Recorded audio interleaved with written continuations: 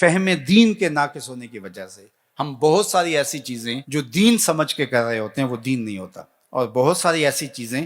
جن کو ہم لادینی سمجھ کے ترک کر رہے ہوتے ہیں وہ لادینی نہیں ہوتی، وہ عین دین ہوتا ہے۔ تو اس حوالے سے ہمیں علماء کی صحبت میں بیٹھ کر دین کو اس کی اصلی صورت میں اور اصلی شکل میں سمجھنا پڑے گا۔ اللہ کے محبوب علیہ السلام کی خدمت میں 3 طرح کے لوگ آئے حضور کے زواج کے پاس آ کے، انہوں نے حضور کی زندگی کے بارے میں، نمازوں کے بارے میں، روزوں کے بارے، شب خیزیوں کے بارے میں پوچھا۔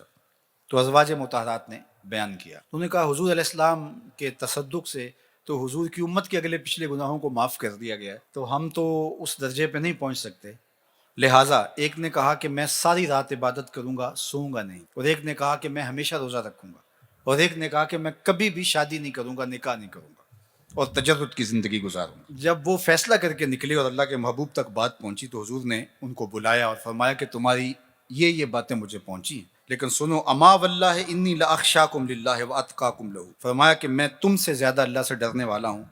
اور میرے دل میں تقوی کا نور تم سے کہیں زیادہ ہے۔ لیکنی اصوم و افطر و اصلی و ارقد، لیکن میں روزہ بھی رکھتا ہوں اور افطار بھی کرتا ہوں، نماز بھی پڑھتا ہوں اور رات کو آرام بھی کرتا ہوں۔ واتزوج النساء، عورتوں کے ساتھ میں نے نکاح بھی کر رکھے۔ فمن راغب عن سنتی فلیس منی، جس نے میری سنت سے اعراض کیا اس کا میرے ساتھ کوئی تعلق نہیں ہے۔ یہ حضور نے تب ارشاد فرمایا۔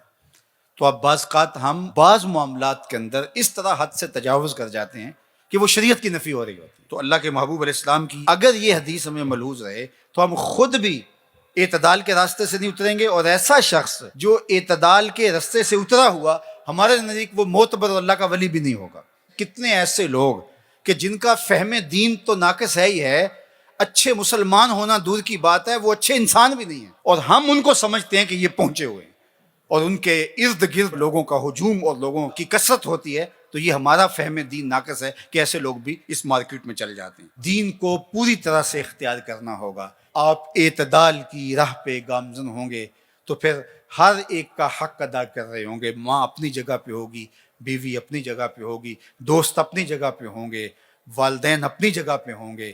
آپ دنیا داری کے معاملات کو بھی نپٹا رہے ہوں گے، لے کے چل رہے ہوں گے، اور دین کے فرائض واجبات اور سنن مستحبات بھی آپ سے نہیں چھوٹ رہے ہوں گے۔ سارا نظام ساتھ چل رہا ہوگا، نہ یہ ہے کہ ایک جہت چلیں تو دوسری جہت کو ترک کر دیا جائے۔ اپنی زندگی کو 2 رویا لے کر کے چلو گے، حسنات دنیا بھی تمہیں نصیب ہوں گی اور حسنات آخرت بھی تمہاری جھولی میں ڈال دی جائیں گی۔ تو دین کامل، اکمل اور مکمل نظام